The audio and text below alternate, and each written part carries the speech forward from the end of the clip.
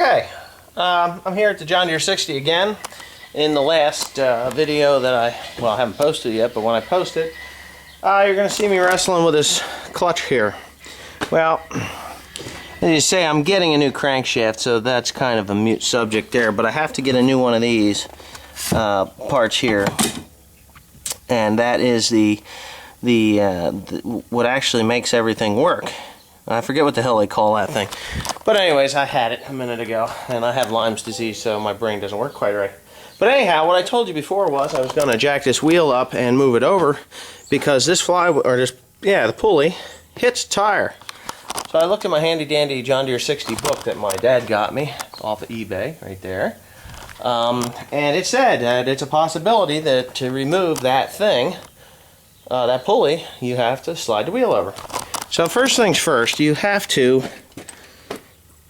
loosen these bolts. There's 3 on this side. Don't worry about this one. Matter of fact, that's just a pusher. Don't use that. And there's 3 on that side. Now you can put a little pressure on that one. Not a hell of a lot, just a little, because you'll break these wedges and then you got problems. But the best way, and when I say the best way, and I mean the best way to remove this casting or loosen this casting up from those wedges is to use, as Chucky 2009 would say, a BFH, which is a big effing hammer. So you take a big hammer, like a sledgehammer, and you smack it right on the end here. It has been done before, I can see it. But yeah, once they're all loosened up, you put a tiny, very slightest amount of pressure on this guy, and smack away. So, we'll set the camera up here, and I will show you. It takes probably like 3 whacks, but we'll see.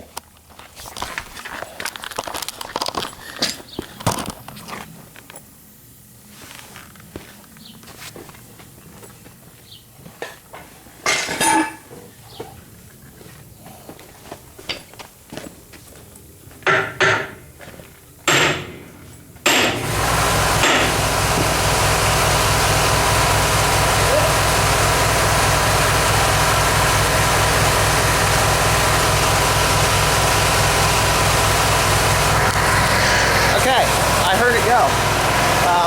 Didn't see it go, but you can see inside there that it has released from its wedge.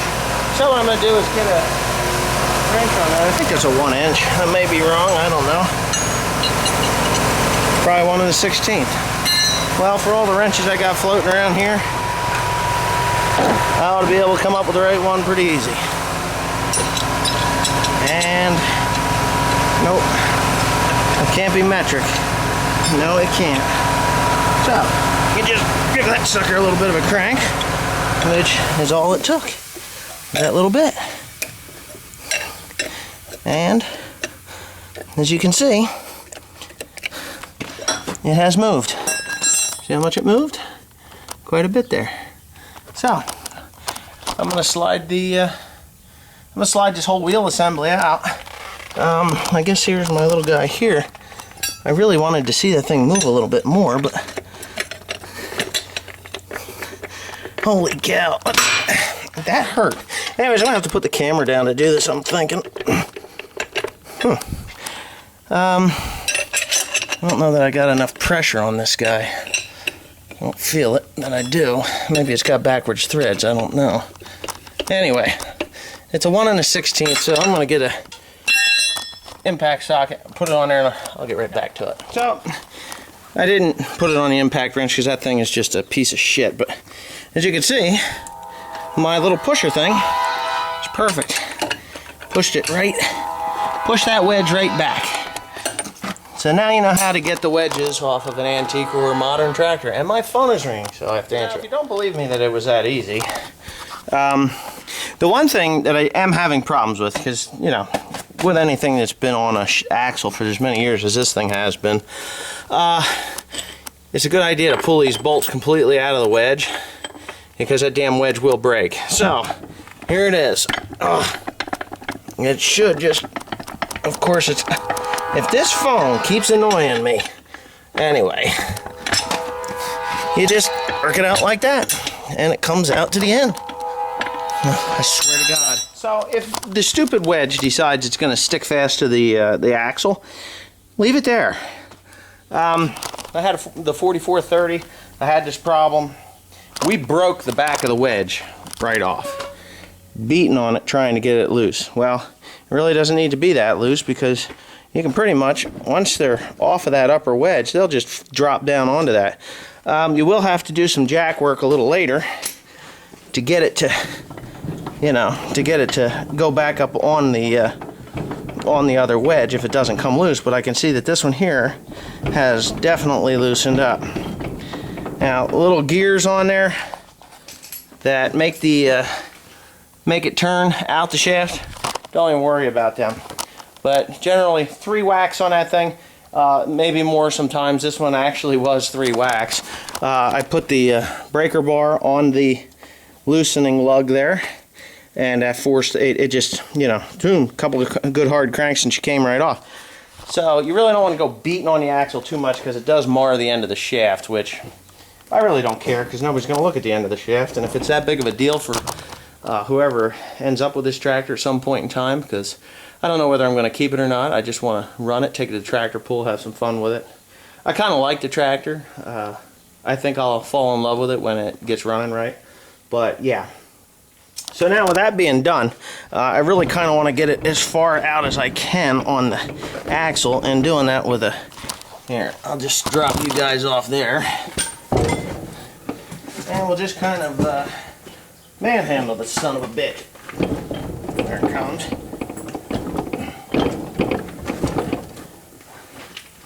Okay, so that's it. Now, of course, this wedge will pop right off there, I'm sure. Maybe I'm not sure. But anyways, that thing is stuck on there. So what you do is, boom, smack it with a hammer a little bit. Not too hard, because they do break. Never seize. Put some never seize on that damn thing. It isn't going to hurt anything. They're wedges. You don't want to over tighten them either, because what will happen is what happened on this side, which is it actually, whoever did this did it wrong, and it cracked the housing. I saw on eBay that they're selling these housings for about $100 a piece, so I guess I'm gonna have to break down and buy it. I might be able to get it from Wangers in Myerstown. That's close enough. I can get it from there. The other thing is, I'd like to pull this pulley off of here before I end this segment of the John Deere 60. Here we go. So it's this simple. It just comes right the hell off. There it is. Boom.